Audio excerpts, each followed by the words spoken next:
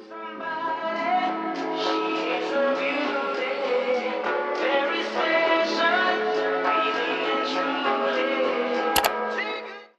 my sweeties, welcome back to my channel. It's your girl Talia Elaine, and it's Let's Talk Tuesday. So I decided that I'm going to ask you guys a week in advance whatever I want to ask you, and then we'll talk about it the following Tuesday or that Tuesday, if that makes sense what I'm trying to say. So Let's Talk Tuesday will be on Tuesdays on YouTube. There we go. Anyway, last week I didn't do the video because it was that time of the month and I was drained, y'all. I had migraines, my back was killing me. Like, I was not with the world last week. So today's a new day and this week's a new week. It's the last week of February, so I'm going to achieve my goal and finish this video. Anyway, we're going to start with the soul ties first because I know we're supposed to do story time about my ring, but I took my mom's phone because I had to read this post. Shout out to my sis. She sent it to me and this is exactly what I wanted to talk about. And my mom's kind of addicted to TikTok, so if I don't hurry up, she's probably going to have a whole little heart attack. So anyway, the post says, when a man/woman makes love to you, is he or she blessing you or are they cursing you? Are they bitter, happy? Do they love themselves or do they love you? Sex is a ritual of exchanging energies, thoughts, emotions, and spirits. During sex, you become a spiritual sponge for the conscientiousness, I think that's how you say it, and energy of the other person. Ask yourself, are they recharging, healing, and refueling your spirit, or are they draining your energy and life source? Be mindful of the true powers sex poses. Demons do exist, and they literally will suck the soul out of you. Deep. Let me give her back this phone. I'll be right back. Thank you, madam. You're welcome. You're welcome.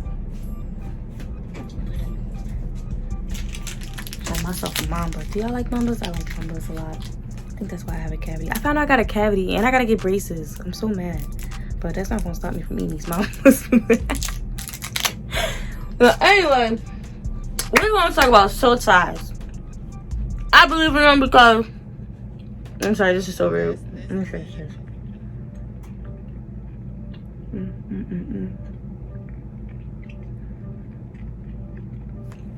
I believe in soul ties because I experienced it before. My last relationship is a prime example. I literally felt my ex's energy. Like, I don't mean this in disrespect, but he had like a lazy spirit upon him. And bro, anybody that knows me, I don't ever call out of work. Like, I don't care if I'm sick. I mean, of course, if I'm like dying, of course I'm gonna call out. But if I'm just like a normal cold, I'm not gonna call out. I'm just go to work, suck it up, get this money.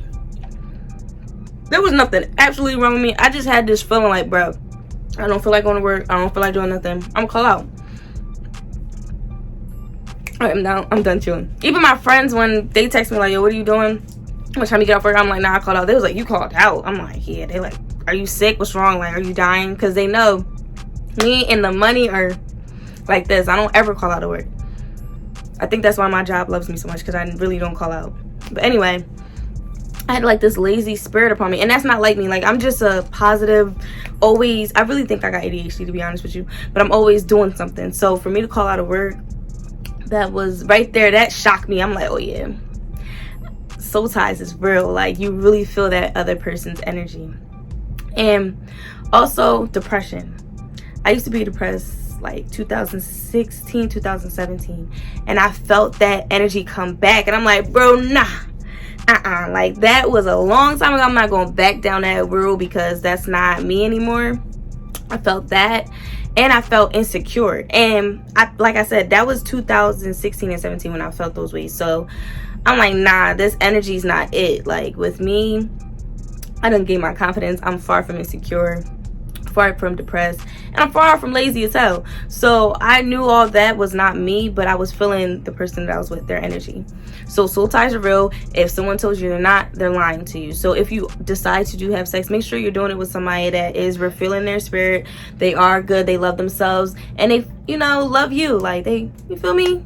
They really bang with you. They have respect for you, not just doing it just to, you know. Anyway, you get it. So now, story time about my ring. Okay, I'm gonna show a little picture.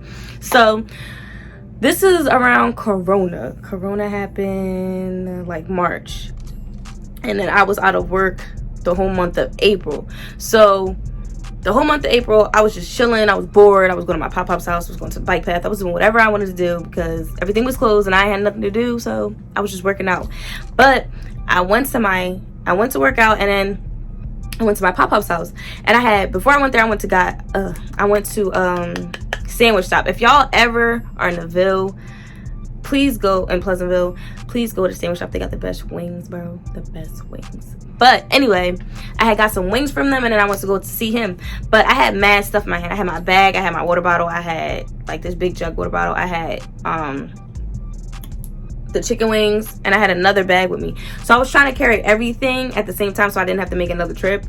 And in the midst of that, I almost dropped my chicken wings. But when I went to grab them, I actually, like, being so quick, I swear I got ADHD. I like moved my hip to close the door, but when I did that, I almost dropped the chicken wings, so my finger got jammed in the door.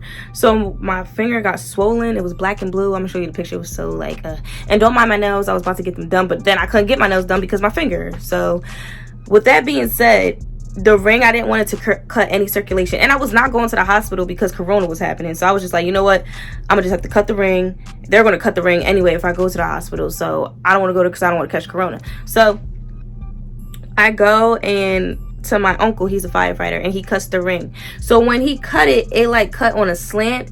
So if I were to put the ring back on, it would have like stabbed me basically.